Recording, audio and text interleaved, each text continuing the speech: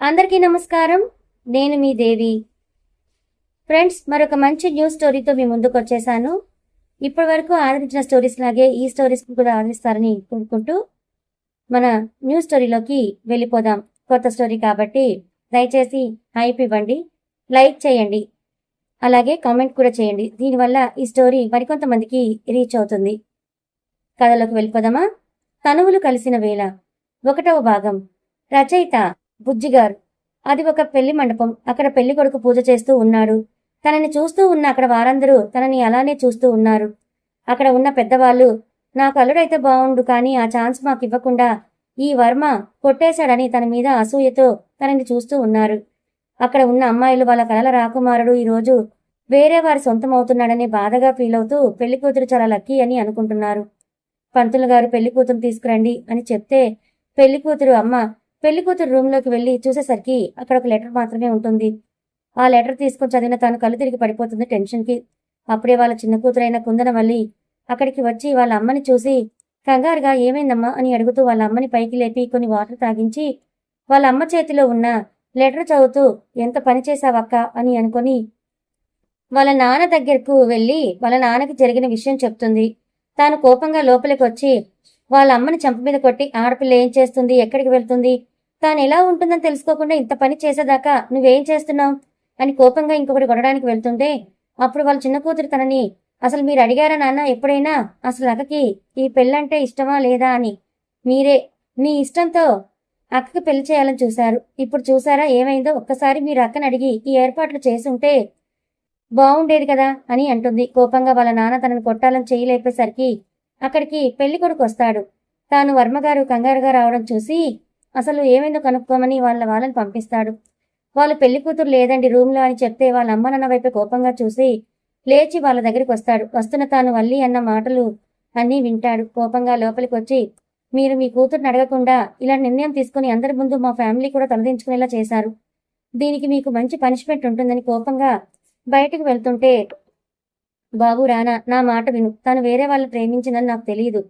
నా కూతురు అలా చేయదనుకున్నా, కానీ అని ఆగి, మీకు అభ్యంతరం లేకపోతే నా చిన్న కూతురు కుందనవల్లిని పెళ్లి చేసుకోండి అంటాడు. అప్పుడు రానా వాళ్ళ అమ్మ నాన్న కూడా అక్కడికి వస్తారు. వల్లిని చూసి వాళ్ళు, ఈ అమ్మాయి కూడా ఎవరినైనా ప్రేమించుంటుందేమో అడగండి అని అడుగుతారు కోపంగా. అప్పుడు రానా కోపంగా వల్లి వైపు తిరుగుతాడు. తాను వాళ్ళ నాన్న వైపు చూసి లేదని అంటుంది. రానా కోపంగా వల్లి దగ్గరికి వచ్చి, మీ అక్క ఎక్కడికి వెళ్ళిందో నీకు తెలీదా అని అంటాడు. అప్పుడు వాళ్ళ అమ్మ రానాతో, రానా బాబు తను మార్నింగే వచ్చింది క్యాంపు నుంచి, తనకేం తెలియదని అంటుంది. మీ అక్క ఎవరైనా ప్రేమించిందా అని గట్టిగా అడుగుతాడు. నాకు తెలియదని అంటుంది. వర్మగారు మీరు బయటకు వెళ్ళండి అంటాడు. వాళ్ళకేమీ అర్థం కాదు. ఎందుకు బాబు అని అంటాడు. ఇప్పుడు నేను మీ బాస్గా ఆర్డర్ వేస్తున్నాను వర్మగారు. ఇక్కడ వర్మగారు ఏం మాట్లాడకుండా వాళ్ళ వైఫ్ని తీసుకుని బయటకు వెళ్తాడు. రానా వాళ్ళ అమ్మ నన్ను కూడా బయటకు వెళ్ళండి మీరు అని అంటాడు. రానా అవసరమా? ఇప్పుడు వీళ్ళతో మనకి మీ మరదలుంది కదా, తనని పెళ్లి చేసుకో ఈ ముహూర్తానికి. తన మెళ్ళో తాళి కట్టి మన ఇంటి కోడలుగా తీసుకురా. ఈ లో క్లాస్ వాళ్ళు ఇంతే. ఇప్పుడు నీకన్నా డబ్బున్నవాడు వాళ్ళ అక్కకు దొరికినట్టున్నాడు. అందుకే కోరి వచ్చిన నిన్ను కాదని వెళ్ళిపోయింది. నువ్వు తనని ఇష్టపడ్డావని మేము ఈ పెళ్లికి ఒప్పుకున్నాం. ఇప్పుడు వాళ్ళ చెల్లిని నువ్వు పెళ్లి చేసుకోవడం నాకు ఇష్టం లేదని అంటుంది. మమ్మీ నువ్వు సైలెంట్గా ఉండు. డాడ్ మీరు మమ్మీని తీసుకుని బయటకు వెళ్ళండి అని అంటే వాళ్ళ అమ్మ వల్లి వైపు కోపంగా చూస్తూ బయటికి వెళ్ళిపోతుంది. అసలు వీళ్ళేం మనుషులు నాన్న, ఎందుకు అక్కకి సంబంధం చూశారు? ఉన్నవాళ్ళంటే నాకు అందుకే నచ్చదని అనుకుని రానా వైపు చూస్తుంది. రానా కోపంగా వల్లి దగ్గరికి వచ్చి వల్లి చేతిని గట్టిగా పట్టుకొని, మీ అక్క ఈ రోజు ఇక్కడి నుంచి వెళ్ళడానికి కారణం ఏమిటి అని మళ్ళీ అడుగుతాడు. నాకు తెలీదు, ఎన్నిసార్లు చెప్పాలి అని కోపంగా చెప్తుంది. రానా నేను నిన్ను పెళ్లి చేసుకుంటా అని అంటాడు. నేను మిమ్మల్ని పెళ్లి చేసుకోను. మీలాంటి డబ్బున్న వాళ్ళంటే నాకు అస్సలు ఇష్టం ఉండదు. మా ఫ్యామిలీ గురించి మీ అమ్మగారు అన్న మాటలు నాకు నచ్చలేదు. మీరు మా అక్కని ఇష్టపడ్డారా? మరి తనకి ఈ విషయం చెప్పారా మీరు అని అడుగుతుంది. నీకు ఆన్సర్ చేయవలసిన అవసరం నాకు లేదు. ఓకే, నిన్ను పెళ్లి చేసుకుంటోంది నిన్ను భార్యగా స్వీకరించడానికి కాదు. నీ అక్క చేసిన ద్రోహానికి నీకు పనిష్మెంట్ ఇస్తాను. మా ఇంట్లో ఒక పని మనిషి పోస్ట్ అంతే అని అంటాడు. వల్లి కోపంగా, డబ్బుంటే ఏమైనా చేయొచ్చని అనుకోకండి. మీలాంటి వాళ్ళ దగ్గర డబ్బుండొచ్చు, నాకు అంటూ ఆత్మాభిమానం అనేది ఉంది. ఇన్ని చెప్తున్నా మిమ్మల్ని నా భర్తగా నేను ఎప్పటికీ కోరుకోను. ఇంకా నన్ను మీ ఇంటి పని మనిషి అన్నారు. భార్యని పని మనిషి చేస్తానన్న మీ క్యారెక్టర్ ఎలాంటిదో అర్థమవుతుంది. ఇక మీరు వెళ్ళిపోవచ్చు. మీ మరదలు రెడీగా ఉంది కదా, తననే వెళ్ళి పెళ్లి చేసుకోండి ఓకే అని అంటుంది. ఏంటి నీ నోరు లేస్తుంది? బాగా దాన్ని ఎలా ముయ్యాలో నాకు తెలుసు అని అంటాడు. ఏమంటున్నారు మీరు అని కోపంగా, సెన్స్ లేదా మీకు నాతో ఇలా మాట్లాడడానికి అని అంటే, తన దగ్గరకు వచ్చి తన నడుము పట్టుకొని తన వైపు కదుముకొని, మీ అక్కంత కాకపోయినా నువ్వు కూడా బాగానే ఉన్నావు. నీ అక్క నాకు చేసిన మోహానికి పాపం నీ లైఫ్ కొన్ని క్షణాల్లో నాదవుతుంది. ఇక నేను చెప్పినట్టు మాత్రమే నువ్వు వినాలి, వింటావు కూడా అంటే వల్లి కోపంగా, మీరు అనుకున్నది జరగదు, నేను మిమ్మల్ని పెళ్లి చేసుకోనని తన చుట్టూ ఉన్న తన చేతుల నుంచి బయటికి రావాలని చూస్తుంది. కానీ రానా ఊహించని గిఫ్ట్ తనకిస్తాడు. రానా వల్లిని తన వైపు గట్టిగా లాక్కుని, ఎక్కడికి వెళ్తావు పాప? ఇంకా కొంత సమయం తర్వాత నువ్వు నా భార్యగా, నాకు పని మనిషిగా మా ఇంటికి వస్తావు. ఇప్పుడు నీకు నేనంటే ఏంటో చూపిస్తా. అప్పుడు నీ నోరు నా ముందు ఎప్పుడు లేవదని అంటూ తన నడుము పట్టుకొని ఒక చేత్తో తన ఫేస్ తన వైపుకు తిప్పుకొని తన పెదవులతో జత చేస్తాడు. ఇద్దరికీ అది తొలి ముద్దు. రానా ఇంతవరకు ఏ అమ్మాయిని కిస్ చేయలేదు. తన మొదటి ముద్దు ఇలా కోపంగా వల్లికి పెడుతున్నాడు. కోపంగా ముద్దు పెడుతున్నాడని వల్లికి అది అర్థమవుతుంది. తన కళ్ళల్లో నీళ్లు వస్తూ ఉంటాయి. ఎందుకక్క నువ్వు ఇలా చేశావు?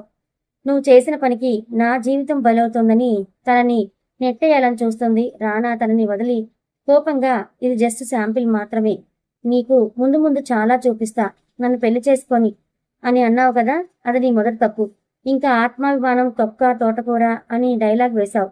నీ అభిమానం నా కాళ్ళ కింద ఉంచుతాను చూడు. ఇంకా అసలు మీ అక్క ఎక్కడికి వెళ్ళిందో తెలుసుకుంటా.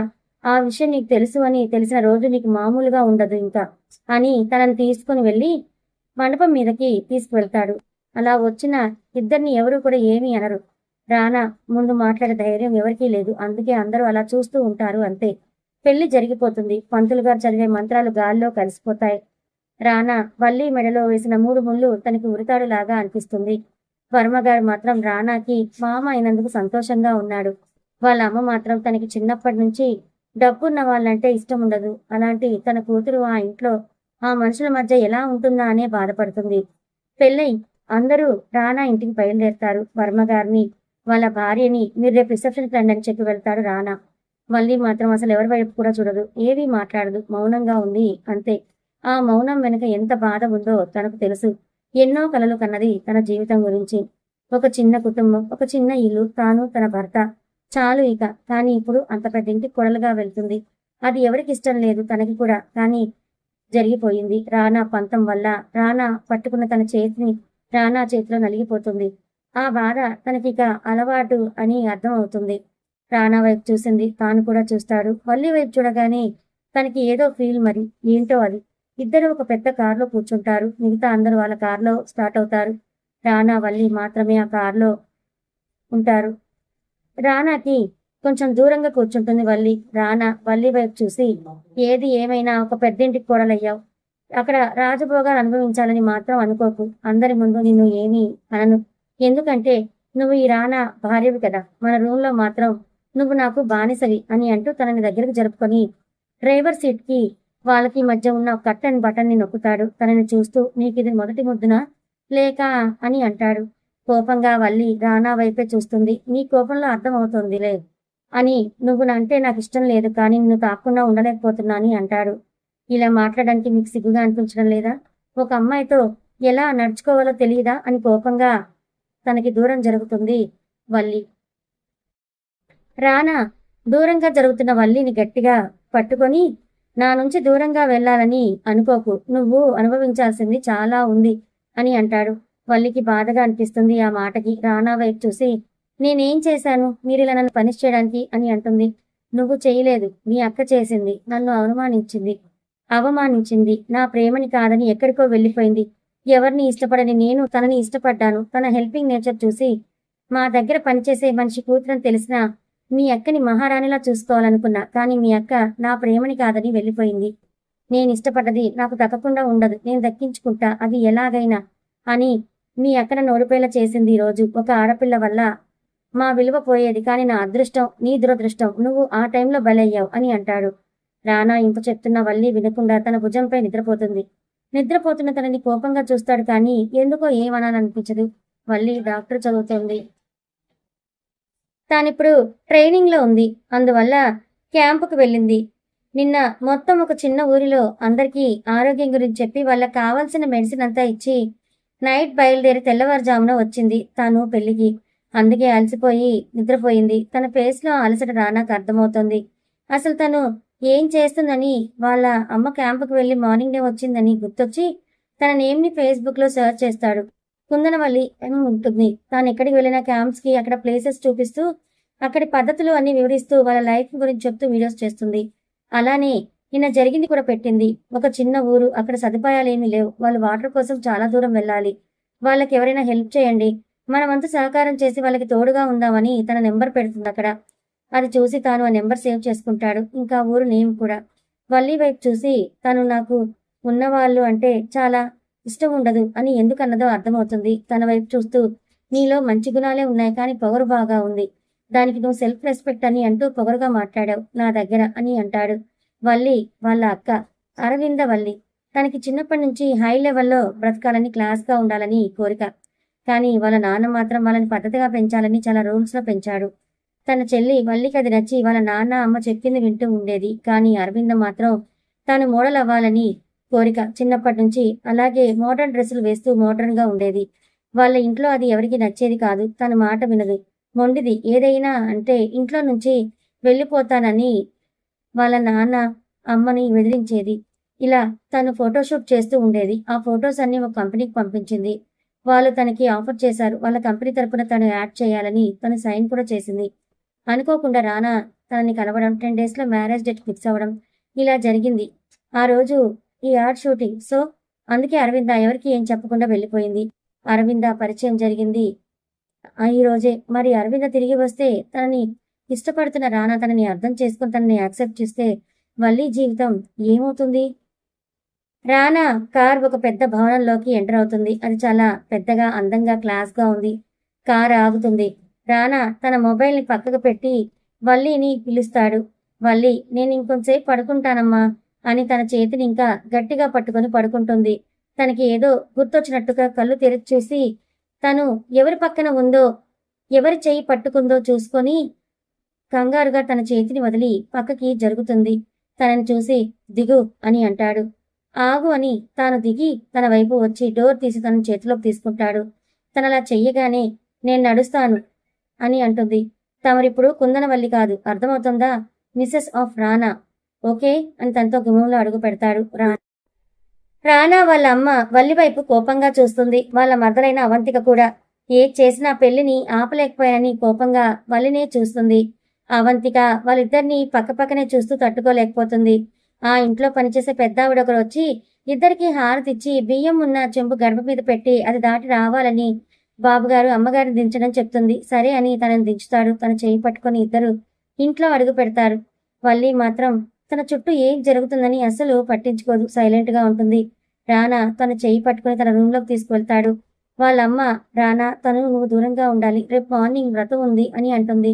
తనకి దూరంగా నేను ఉండలేను, కానీ నేను ఒకే రూమ్లో ఉంటా, మమ్మల్ని ఇప్పుడు ఎవరూ డిస్టర్బ్ చేయకండి, ఏదైనా కావాలంటే నేను కాల్ చేస్తా, అలసిపోయాను, రెస్ట్ తీసుకుంటాం, ఓకే అని తనని తీసుకువెళ్తాడు రూమ్లోకి తీసుకెళ్లి డోర్ లాక్ చేసి తనని డోర్ కానించి నాకు నిద్ర వస్తుంది అంటాడు. నేనేం చెయ్యాలి మరి అని అంటుంది. ఏం చెయ్యాలో తెలీదా అంటాడు. అదేంటి, ఏం చెయ్యాలి? మీకు నిద్ర వస్తే మీరు పడుకోండి వెళ్ళి అని అంటుంది. ఇన్ని రోజులంటే ఒంటరిగానే పడుకునేవని, ఇప్పుడు నువ్వు వచ్చావు కదా, నువ్వు లేకపోతే పక్కన ఎలా రా అని తన బెడ్ మీదకు నెట్టి తన మీద రానా సెటిల్ అయి తన 2 చేతుల్ని కదలకుండా పట్టుకుంటాడు. ఏం చేస్తున్నారు మీరు, లేండి అని అంటుంది. ఎందుకు లేవాలి, నేను పెళ్లి చేసుకున్నా, ఓకే, ఇప్పుడు నువ్వు నాకు సొంతం, నేనేం చేసినా ఏం కాదనకూడదు, ఏది అడిగినా లేదు అని అనకూడదు, ఏది చేసినా భరించాలని తనని కిస్ చేస్తాడు. వల్లికి కోపం వచ్చి తనని నెట్టేస్తుంది గట్టిగా. తను పక్కకి పడతాడు. తను లేచి వెళ్ళాలి అనుకుని వెళ్ళబోతుంటే తన చీర కొంగుని పట్టుకుంటాడు. తను వెళ్ళేది కాస్త ఆగిపోయి వదలండి నన్ను అని అంటుంది. వదలడానికి కాదు, పెళ్లి చేసుకుంది అని తన వెనుకకు వచ్చి తనను పట్టుకుంటాడు. ఏం చేస్తున్నారు మీరు అని అంటుంది. ఏం చేస్తున్నానో తెలియడం లేదా అని తన వీపు మీద అతని పెదవులు అద్దుతూ చిన్నగా ముద్దు పెడతాడు. నిజంగా మీరు మా అక్కని ఇష్టపడ్డారా అని అంటుంది. ఏమీ సమాధానం చెప్పడు రానా. నిజంగా నన్ను ఇష్టం లేకుండా పెళ్లి చేసుకున్నారు, నా మీద కోపంతో. కానీ ఏంటి మీరు చేసేది? ఇలా నాతో మీకైనా అర్థమవుతుందా? మీరు ప్రేమించే మా అక్క తిరిగి వస్తే అప్పుడు మన ఈ బంధం కూడా పోతుందని అంటుంది. రానా కోపంగా, పెళ్లి చేసుకుని వదిలేసే రకం కాదు నేను. నచ్చినా నచ్చకపోయినా ఈ జన్మకి నువ్వే నా భార్య అని చెప్పి కోపంగా తనని తన వైపుకు తిప్పుకొని తన పెదవుల్ని ముద్దు పెట్టుకుంటాడు. అది ముద్దు కాదు, నరకంగా ఉంటుంది తనకి. తనని కోపంగా గాయపరుస్తున్నాడని అర్థమయ్యి ఏం చెయ్యలేక అలానే ఉండిపోతుంది. ఏంటండి బాబు రానా, ఎప్పుడు దొరికితే అప్పుడు పాపం ఆ పిల్లని అలా బాధ పెట్టేస్తున్నాడు. ఇష్టం లేదంటాడు, కానీ దూరంగా ఉండలేడు. పెళ్లి బంధంలో ఉన్న మ్యాజిక్ ఇదే అనుకుంటా కదా, వేరు వేరు ధృవాలని ఒక్కటిగా మారుస్తుంది. కథ కొనసాగుతుంది. మరి రానా వల్లిల జీవితం ఏ మలుపు తిరగబోతోంది? వల్లిని తన అక్క మీదున్న కోపంతో పెళ్లి చేసుకున్న రానా భార్యలా అంగీకరిస్తాడా? మరి అరవింద తిరిగి వస్తే అసలే తనకి డబ్బు పిచ్చి కదా, ఇప్పుడు తన ప్లేస్లో తన చెల్లి ఉందని తెలిస్తే చెల్లి సంతోషంగా ఉండాలని అనుకుంటుందా, లేక చెల్లి సంతోషాన్ని లాక్కోవాలని చూస్తుందా? అసలు రానా వల్లిని భార్యగా ఒప్పుకుంటాడా? వల్లి రానాని తన భర్తగా ఒప్పుకుంటుందా? మరి వీళ్ళ జీవితం ఏ మలుపు తిరగబోతుందో తెలుసుకోవాలనుకుంటే ఛానల్ని ఫాలో అవ్వండి. కథ నచ్చితే లైక్ చేయండి. ఇలాంటి మరిన్ని మంచి కథల కోసం ఛానల్ని సబ్స్క్రైబ్ చేసుకోండి. Thank you so much.